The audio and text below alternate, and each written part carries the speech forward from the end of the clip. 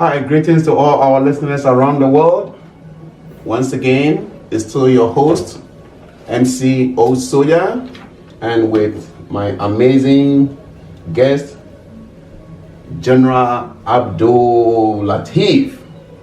One and the only, I always describe him as CQ. He's cool, calm, and collected. Our greetings to former Asamai MP, MPP MP, Honorable James Apietu Ankara. We want to say hi to you. Our greetings also goes to General Lamin, the constitutional specialist. Yeah. There's a breaking news, and we're just going to talk about it. We're about to go to bed, but I just called my special guest and say, let's talk about this issue very quickly before we retire to bed. It's a breaking news about Nana Akufo-Addo. Always remember to subscribe and remember always to leave your comments, because leaving your comment also helps us to improve upon this channel. Yo, for a breaking news, I always see and then say the President of the Republic of Ghana, President Nana Akufo-Addo, in his 16th address, or the Ensemble Atutu Ekwemu, and authentically, I can present to you, say, the airport will be open on September 1st. Ghana Airport, Kotoka International Airport will be open on September 1st. Now, what do you know, or the measures be ago, and I think, say, being an independent or concerned person, I commend him for this laudable, presentation. It's very great. And many Latif ever be doing common. I mean, person making seminal effing. I think we have put some measures in place before we took quite about Ghana. So we make sure say COVID-19 why a test a updated one 72 hours. A trace we are negative, and now we do Ghana so we do Ghana so still no. We say take a test. So our test no uno be to assist Sasikano. So what you say Sasikano next no a positive a health sector no, they will handle you systematically in a very professional manner. And uber negative so and my home can say you can enter into Ghana and go about your round, but it's still continue to say protocols you set with keep and so on. Into me General Latif nani on also or na or the ama for around the world. General Latif, where the money where your body details are what and said when the car can besa actually T4 and omunyina say brano the information be at almost so a view now review koso ne de omoye no any did omoye because the more on view now on my review it helps us to improve on what we're doing. And they said in 24 can I drain ni back for what they're doing koso na view review my and on this very issue to begin with I will commend the president, as you rightly indicated, for doing what it takes or what is expected of a leader, because ever since the COVID-19 came to stay for some time we hope say Bibiano COVID-19 are the thing of the past, but as it stands now for timely or the president has been giving us a timely update with regards to how they're managing the situation for the interest of the people. And the latest update here as address I confirm the initial statement to make here say most likely on the 1st of October, on the 1st of September, the airport will be open. That's going to be Tuesday. That's Tuesday. The president and arrangement on the actual and I lay down protocols. We want to appeal to the general public as part of being a good citizen. We should all adhere, because we can't leave everything to the hierarchy, that's the ruling class. We all have a role to play in nation building. Said the Wakano, Bagana, try say what me COVID-19 test, and for some of us in the Western or the diaspora, we should count ourselves lucky in the sense in most areas, in the US to be precise, or New York, no, I know say it's free. The state does it for you for free. So if you're lucky to find yourself within the US and you intend going to Ghana, this is an opportunity for you to get tested and know say this is your status, and we'll get you to Ghana. So as indicated, you need to go through the protocol, which is part of the check-in to see say clearly you are COVID-19 free. Then you'll be allowed to mingle with the masses or the people, or to move freely in Ghana. Until we commend the president once again, and we have the other thing that we'll have to say is it's up to us to also lead by example, as the president has led us by example, by way of giving us the updates and the way forward and what we should do to be able to curb the spread of the disease.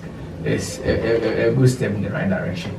Yeah, and I think he put certain measures in place as the can. Number one, they've communicated to all the airlines as per the protocols that they have to take, or measures that they have to put in place.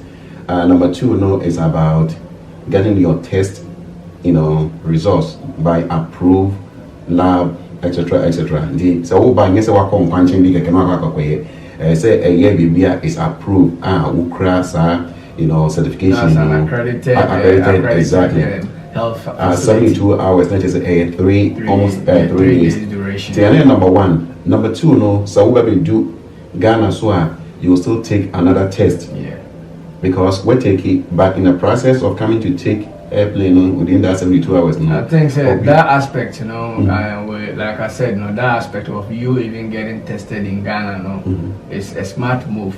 To be able to fish out those that will come out with a fraudulent sort of test trying to beat the system. Yeah. So if we also have our own system, it will enhance the checks and balances. Yeah. If you say, and I think that in every it's a right direction. In every administration, I think checks and balances very good. Important. And test in Ghana, it will take you just 30 minutes. That's number two. Number three, they should still continue on using the nose mask and social distancing. And I think that Ghana, I think that President Nukrampo or Imboku, and I say or inject executive instrument. Yeah. Actually, say executive instrument. So you have to Kasana. I'm on a back of actually say composing will be a use nose mask. Is being enforced by the security personnel. I think that it's very on the issue of the nose mask, as I'm also wearing it. I'm appealing to fellow Ghanaians that this is not some sort of harsh directives. It's an appeal for your own sake. The more I will put face masks and nose masks, nose masks, it prevents you from contracting the disease. You might not even know who has it or who doesn't have it. Yeah. So you being on the safer part, is you wearing the nose mask. It's not say present, or he stands to gain something from it by compelling the people to wear it. He's helping us to fight the disease. He's not compelling us. Yeah. So with anybody who sees otherwise or trying to disrespect the protocol, I would say no, he's not doing the right thing for his own good. We all have to adhere, respect, and abide. Exactly. So that the whole people will be able to curtail the spread of the disease here. And then just vice versa.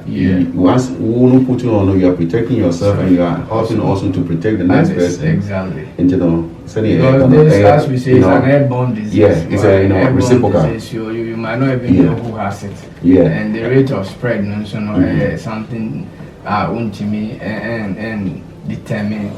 So. And I think the cases in Ghana also it has dropped drastically to like 1,050. I dropped 1,000, almost about 42,000 has been recovered and per the address 1,050. And I think the Ghana I think the weather is number one, is helping in a way, and we share you take it, say precursor name Mudro. And recently I learned that the discovery says so below.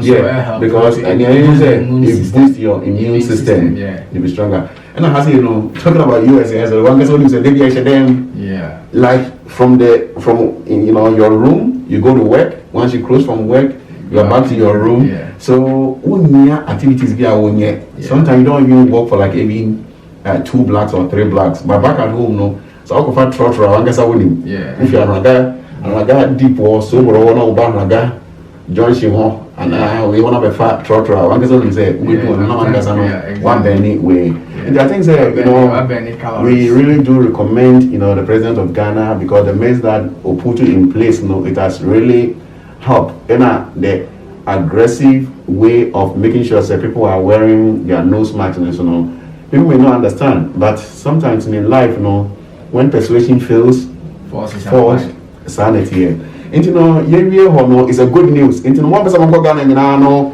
the economy be more worry, economy be more wedding, economy be Gaskiani, even Niagara, where they call it be now. That's what I'm saying. And I can still put you out in the mirror, on a more serious note, once again, we really appreciate the effort of the President Nana Akufo-Addo throughout the whole COVID-19. I think he has really handled since day one. He has really handled it more professional. So, more professional. There will by all means be 1 or 2 differences or lapses from here and there, but in all, the president needs to be commended for a wonderful job in handling the whole issue. We applaud him. And I think so. I think that say, so when you flowers, I come no flowers in here, in here, isum. And then sometimes in life, whatever you do, there might be some kind of what they call integrated science, photosynthesis. It is sometimes, I think that you need people to criticize you. As more as people criticize you, rather better yourself. Triple better yourself, and people will not understand. In Chi, that the ultra sun in as much as the criticisms will come, where credit is due, we need to acknowledge that and give credit to the so we salute the president for doing a good job. We salute the president, Number 2, I think that Ghana do be I can say in India culture and answer what you want to say. Like Domi Fassi, right? There was an incident where 2 military personnel were brutalized. They were beaten. Do you think that it's okay for people to be able to mishandle military personnel or security personnel? Because 2 mistakes doesn't make right. And according to information I received, intelligence information I received from Efia Pokuya, I know interview DC or Kana.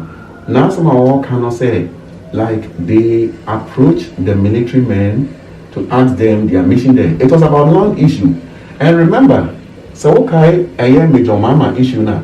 It was the same incident that a human being was beaten and was lynched to death. Which wasn't okay. My friend said, so before Kuma, and now we face it back on and so the best thing to do is hand over that person to the police, and the police would start their investigation. But they took it upon their own hands, and look at the way they beat these 2 men.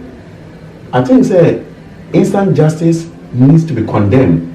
As they sit in Ghana and they're talking about this man, what's the name? George Floyd. You are in Ghana, you're talking about someone who is in the US, and you are doing the same thing in your own country.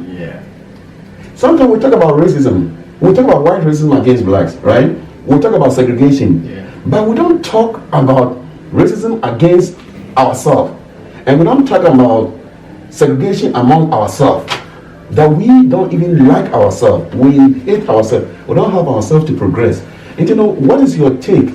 I was a decision now or more taking. Maybe going to some local langas no is unlawful. Maybe we condemn that. But we also condemn people having the opportunity. And I pass on maybe it is the youth that we talk about. Because say the chiefs in South Village, they are behind this. Has the chief been arrested? No. Want being a concerned citizen and Nkrumah man, Pan African man. Want also know what is your take on that issue? Honestly, this very issue, I came across the story, and what came to mind was, are we really learning from what is happening? We recently discussed the issue of Equia Dante also. Yeah. A 90 years old woman in somewhere Savannah region up north who was unjustifiably attacked, beaten, and in the course of that she lost her life. And on that there was this issue of Major Mahama, how he was being handled, and he got lynched, attacked and killed. The question is, did we learn anything from that? And surprisingly, we're experiencing similar situation. Now, when things of this sort happens, you begin to ask yourself, why do we hate each other so much such that we can't even handle a situation and resolve it amicably? In as much as the people or the military men might committed some certain errors by accepting to be land guards, as it stands now, we don't want to draw conclusion. Yeah, because the issue is the issue is an investigation. Yes. So we might not be able to get deep or be able to tell how the outcome is going to be, whether the officers involved are at fault or whether they're not at fault. But this whole issue boils down to our land system, land ownership system. Sometimes you find it very difficult to tell in which direction are we going as a country. Let's not forget we are 60 years plus, 63 years plus. All things being equal, even if Ghana was supposed to be a civil servant, the person should be heading towards pension. So if 63 years plus, we still can't sit down and learn to do what is right and dissociate ourselves from what is wrong, then clearly we're heading nowhere. This reminds me of your own statement, as in quote, Ghana is a joke. Yeah. Because resorting to addressing an issue in a violent manner is the last thing to ever think of. Yes. So, as we keep saying, we know there will always be investigation, but at the end of the day, let's try to enforce or implement whatever recommendations that comes out of any committee report or committee's findings. I think our failure to punish people through committee findings is why, or committee reports, is why we keep hearing some of these things. And this issue also goes to remind us of the issue of lack of strong institution. And I keep saying, when former president of the United States, President Barack Hussein Obama, came to Ghana, the first thing he told us was, Africa is of age, and what we need is strong institutions, not just strong men.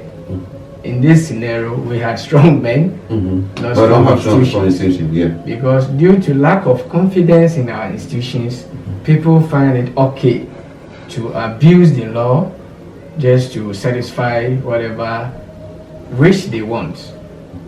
I couldn't even get or be able to look at the videos that I was seeing. A fellow human being in military attire, so disrespectful. So disrespectful. So can we, after this kind of treatment, go back and seek for the service of the same military officers? That's the point. Military officers. Let's forget about the very two people that were attacked. It's not just the military man or the person that was attacked. It's Ghana military service that were attacked.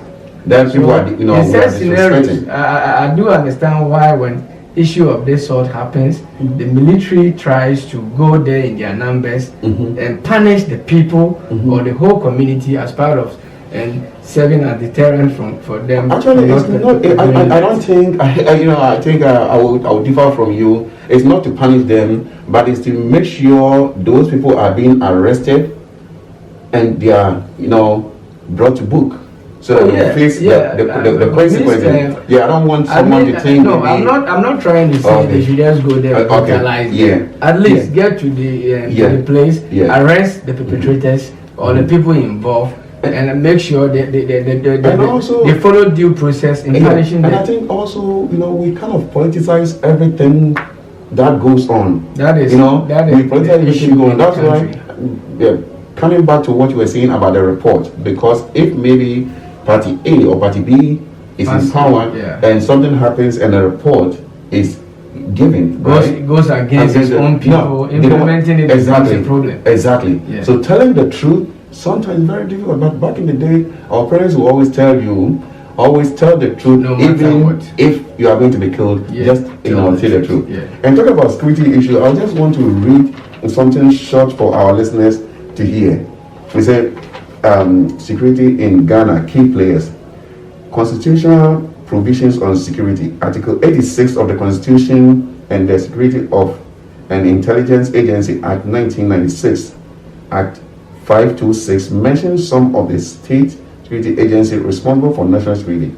They include, but not limited to, the Ghana Armed Forces, which comprises of the Ghana Army, the Air Force, and the Navy under the Ministry of Defense, the Ghana Police Service under the Ministry of Interior. I would like you to touch on just these two. It includes maybe the Customs Service, the Fire Service, the Immigration Service, but let's deal with these two. The police maintain peace and order in the country, and whilst the military provide territorial integrity against foreign aggressors. But in a situation where the police are not able to contain the situation, the military are called upon for a backup. And when you go further down, it says, the rules of state security agencies, these rules also differ in terms of mode of operations. While some are visible, others operate in the quiet but complement each other. So these security agencies, there are some that because they put on the uniform, you see them, but when you talk about the BNI and stuff, no, you don't see them in uniform. So they operate from different but they complement each other. So we think Ghana also, they have to start getting the CCTV cameras. And have to get cameras, because in the US here, when something happens, instantly they can get almost about 6 videos around. So it helps investigation to be more easier. But back at home, because we don't have, sometimes even there's some place that the lighting system is not even good.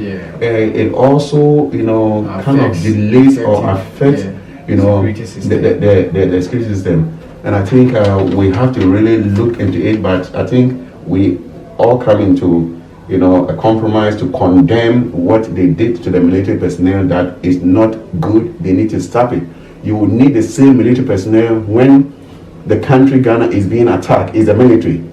Internal security is the police. So we have. I think our last point or our last topic is also about Okada. I think we're talking about Okada. People are sharing views about Okada. I think when you look at Ghana, the unemployment rate is so high. Because anyone obi go school bia no or school or say government in the management. But I believe it doesn't work that way, because in the US it is not only about the government agency or the federal jobs, because even for you to be able to work federal, you have to be a citizen of the US in order for you to be able to work for the for the federal. But a minimum give marketing they employ people. Entrepreneurship. A minimum they can employ 2, 3, 4 people. But I think back at home, sa ajeno eniho, and I say putuno into full swing. For me, if it's Okada no, I shouldn't say, I say common any setting laws, rules, regulations. Nasa Okada no so many people say licenses. Into licenses, no better will say across the red light, who make you wrongful 10, 1, 2, now just point, 2 points, 4 points. The next time, no, you see the license that you cannot drive Okada again. So rural areas now, because there's no too much traffic or no, I think say so Okada no so ho if you say and also no rural areas no so no. Because someone says, oh, Okada, you know, any future because we need health insurance, but at the end of the day, you know, sometimes what the Okada person will make in 1 month, you know, either 2 times or 3 times than someone who is working at the Ministry of Defense who is taking like maybe 1,000 Ghana cedis. Can you believe that? 1,000 Ghana cedis, when you translate it, is less than $200 with a college degree. No way. Every job there's risk involved. But what are the measures that you may put in place? Nama and no make to be a juma until send back on being no safety. People will condemn it because Ubi or her, when you have the opportunity, you are working until you condemn it. But what about if they are 10 and nobody is working?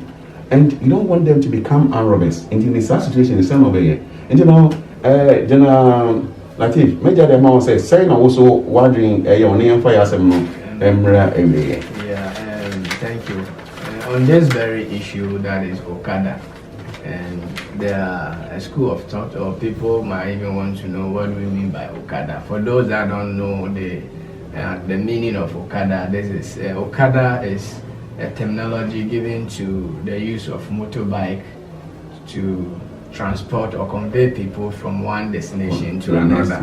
And if you look at a little about the Okada business, I would say it's mostly within the Francophone countries and Francophone and part of Nigeria, which is northern Nigeria, Kano, and somehow Lagos and other places. But it's mostly a common business within the Francophone area like Niger, Togo, Mali, Togo, Benin, etc. But as we keep saying, once times changes and due to economic situations, people begin to find alternative ways of surviving. That has necessitated for the use of for people to engage in Okada business.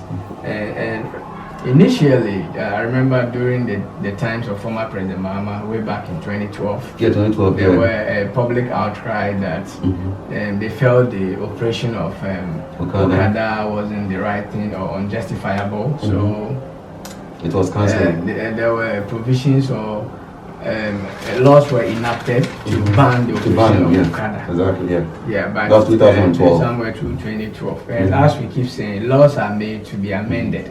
Because said the before Kano, once you take a decision, you go to bed, reflect over it, you begin to find certain shortcomings or alternative plans to it. So I think that this is exactly what former President Mahama has gone through, and he intends to regularize the operation of Okada.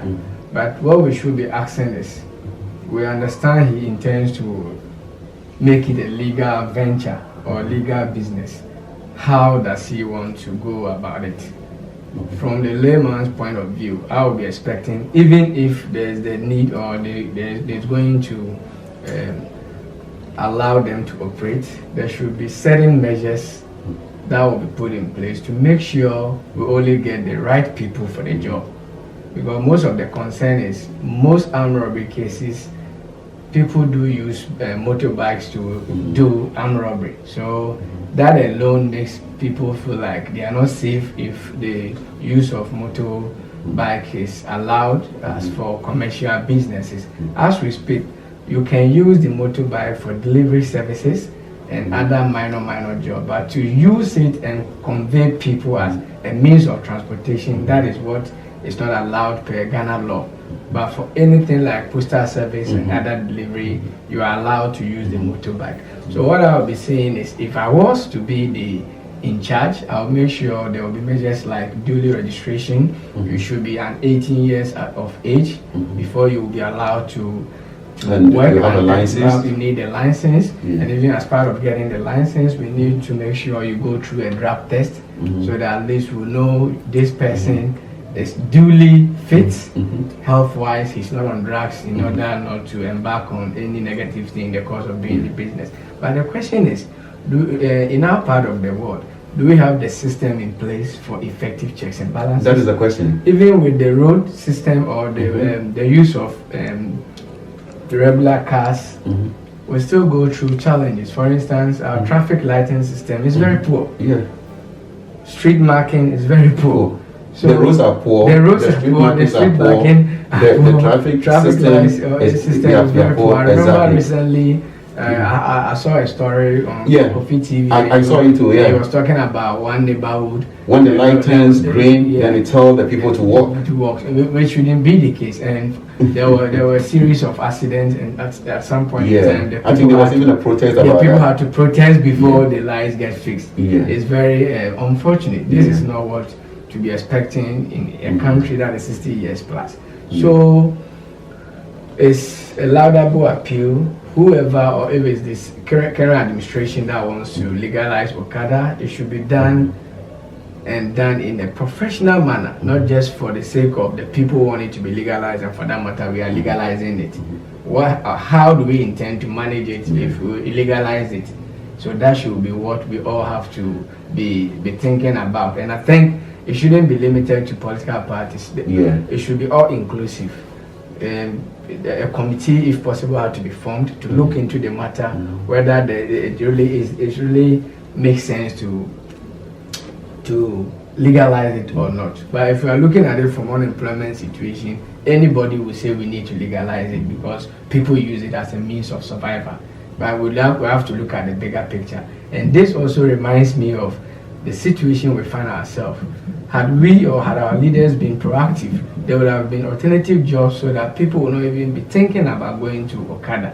So it's a wake-up call to our leaders to come out with measures that will be able to accommodate the huge number of graduates that we are getting. Like you made mention of private sector, as former President Kufuor used to say, the private sector is the engine of growth. And for it to be able to function well, people in private sectors needs to be cushioned by giving them support. That is what is lacking in Ghana, in our part of the world. That's why people don't have the financial muscle to be able to set up business on their own. If not, there are a lot of people, a lot of graduates who want to even embark on personal businesses, but like we say in Tree, where is the FAMECO, which is the financial muscle? So I want to appeal to government to come out with alternative measures that will help beef up the private sector, so that people can create at least small kinds of job, or the little they can do in setting up themselves, so that there will not be pressure on other sectors like Okada. But in the meantime, the best is what should be done. Answer now, when my closing, remarks, me feel say, sometimes we have to copy and paste. Sometimes people when your opportunity or mobile US or make us a beer US has a beer your car kind no you see, and then because we follow the rules, because all cross red light there are cameras that will send it to a centralized system, they will give you a ticket. But it was just a breaking news that until we meet again, you can say bye bye. I think we'll find out a few words. The final words in this a team for Mutier, appealing to them, say, and my reviews, near who said, baby or I touch him and I to senior, now you improve on. And election ever banned the Obian comporting home. Whether NDC NPP is one Ghana, so Ghana is all that we're protecting for or wishing peaceful. And no mistake doesn't make right. Election is not about fighting. Just go there, just vote and go home. At the end of the day, results you become will be every day. Now so but because people love Ghana, year of return or more 200,000 people that went to Ghana, they really enjoy. Into the Yemen democracy, I get beacon of hope, for the whole world. Yemen instead, people have not seen war before. Trust me, you will not feel. Say, Mranasa, into your struggle for your pagan for just say, Mamma fa about to no, I have to no, and find your personal. Just Kochra dream, Konako, Kotuaba, from there, just go home. Don't stand at the polling station or at the Baby, I will the water abano. Just go. So I can and always remember the youth. Go to school. Remember, school is very important. Learn a trade is very important. And always have patience. Patience is key to success. So I go to be mama could saka wechi. No, I did know how in Vitasiano say no no and yet Sana Woka few words I can me few words they say the Udi can youth and they are youth have been misled by the social media. And Bibiana war importance and advantage, and also our disadvantage, merit and demerit. Demerit and demerit, exactly. So we shouldn't be deceived by the social media lifestyle that we normally see. Hash papi day, the kind of life are not all portrayed, deep down, then tisa now or you be behind the scene. And in as much as I say the use of social media, good, it has its own lapses. And the social media company is to educate. So if you are educated and informed, so once you still due to social media, don't be misled. And the lives conference and make competition. So be the jacuzzi now that kiosk mokrampona. The time number 7 Obi sorry, I'm sorry. Exactly. Honestly, it's just here to pray home for material things. What is more important is the relationship that we have between ourselves and among ourselves. That's why there's a saying that good name is better than riches. Sanity. Yo, Latif. Alright, that's it. Yo, you're saying why? I wish you all the best. Thank you.